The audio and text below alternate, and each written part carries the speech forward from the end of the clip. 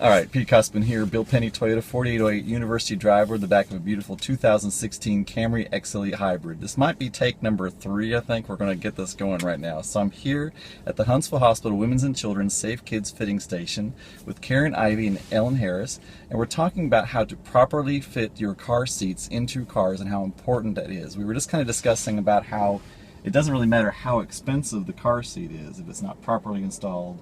It's not worth anything, and it's probably, is it even more dangerous perhaps than if it's improperly installed? Oh, absolutely. Well, you would have a false sense of security, you know. Yeah. Yes, for sure. And just in the event that didn't take, I'll repeat that it really there is a wide variety of choices in cost of car seats. You can have a car seat that's $40, that's a rear-facing convertible seat. You can either put rear-facing or forward-facing, and they go upwards of $400 or so for the same features, only just more bells and whistles and maybe a heavier seat. But the real key is to have them installed properly, because it doesn't matter how much it costs if it's not installed properly, and the child is not properly buckled in, then it's not going to be as safe.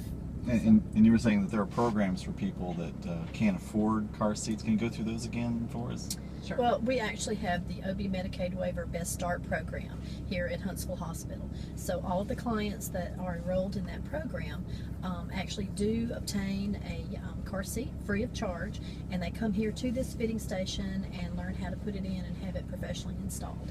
So every single one of them are eligible, and that is through a joint program with the Alabama Department of Health. Cool. Now, Yes. from what year? I imagine all cars nowadays are, government standards as far as what is good. What is kind of the year cutoff? That's what kind of car year should you at least have?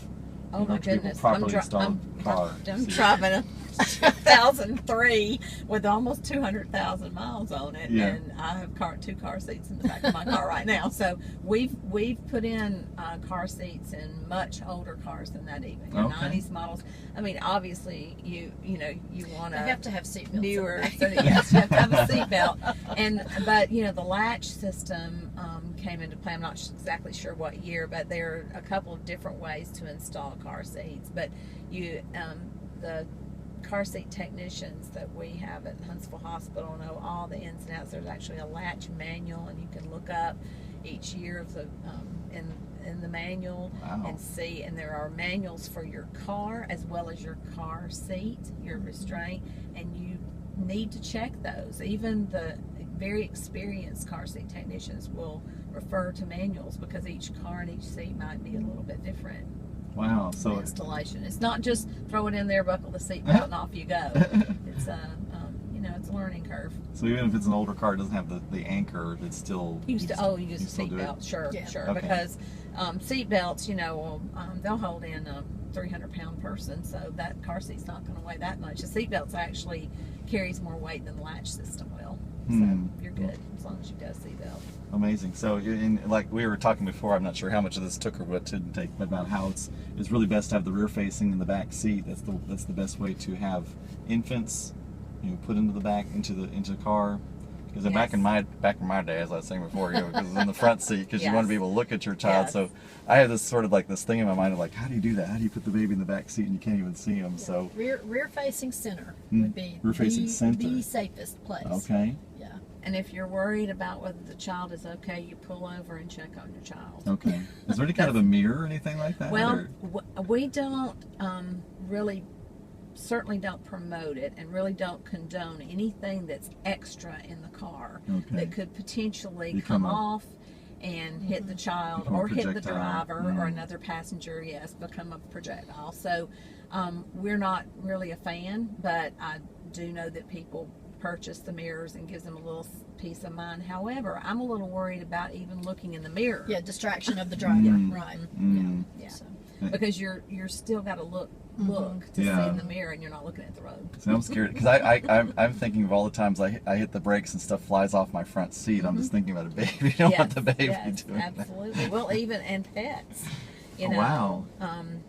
anything that's not restrained, Yeah. any person or pet that's not restrained. Now, have you ever been asked to help fit a pet seat of any kind? No, or- but they do have. But they do have these sort of like vests and then the harnesses that go over the pets to buckle them in. I've seen those, and Wow. we don't do pet fittings, but But we could. but you know, it's just all part of the whole child passenger safety umbrella and the whole issue of keeping them safe. But of course, the biggest part of that is the child restraint, and it is the law in every state to have your child properly restrained. And so, how many basic car seats are there? Is like a regular car seat, what you're thinking of, and like a booster, and then is there another one, or how many are there?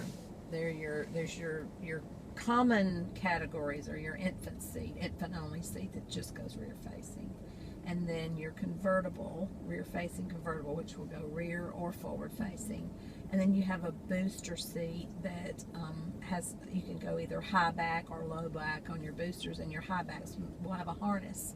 Some of the forward facing booster seats will have a harness that you can take out when they reach a certain weight, and then it becomes just a lap shoulder belt booster seat, and then you can take the back off and it's just a booster, yeah, just a, you know. And is there No any back kind of booster. is there kind of a rule of thumb? I mean, like when you go to the amusement park, it says you have to be this tall to ride this ride. Is there any kind of a weight limit or a There are size? weight limits on those, yes. And then when you're, you know, a lot of people call us. They're contemplating when to take them out of the booster, Joe, just to the seat belt. And there's some criteria there that the child kind of has to pass on positioning of the seat belt. It can't be up here on the neck or where they can flip it.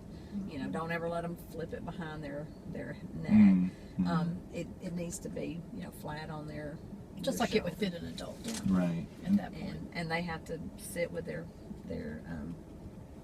seat all the way back, and their knees go over the front of the So, seat. do you help people with the purchasing of the car? Not like purchase it for them, but do you help them with those decisions? We can advise based on just, you know, like they say, I'm thinking about this, or this, and we always tell them to sort of test drive the car seat, so to speak, and see if it fits in their car, because there are a few that are incompatible, and want to make sure that it's something that's easy for them to use, the buckles as well as, you know, the install part. And so we don't, you know, advise certain manufacturers over another. It's a personal choice, but certainly we'll help them figure out if that car seat works better for them. Yeah, and people have this mindset as soon as they have kids, it's either an SUV or a van. Do you like to see being able to fit? Are those easy to fit into? Is it really true, or what do you think? What's your opinion? Well, I drive a minivan, so I'm a van person. Okay. And it's okay. easy to put my seat in there. But Yeah. and when my first grandchild was born, I would put the rear facing in the very, very rear of the minivan, which is not easy. But I was, you know, so paranoid about him being like in the rear seat. But you know, the obviously it's a little more of a challenge when you have smaller cars and less headroom and all, but it's manageable. I mean, it can be done. Sometimes you just have to play with it, and you have to use some little techniques to get it in, and sometimes you have to get a different seat or a different car. So see, then we send them to you. No, they send them to me. All right, I like it. We've Well, Go these technicians that are here, they too always work together. They are certified technicians.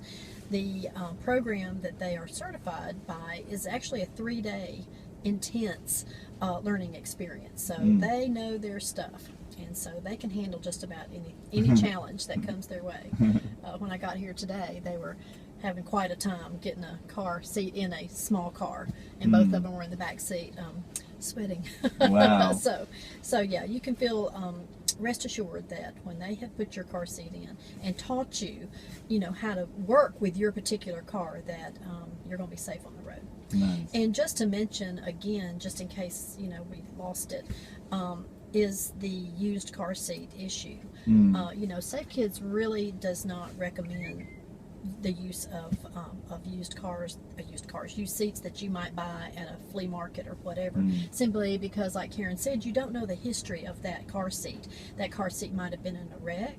That car seat might have been stored in the attic for several years. So now all that material is not going to be as strong as it was, and you just don't know what all happens stretch-wise when you have a car accident.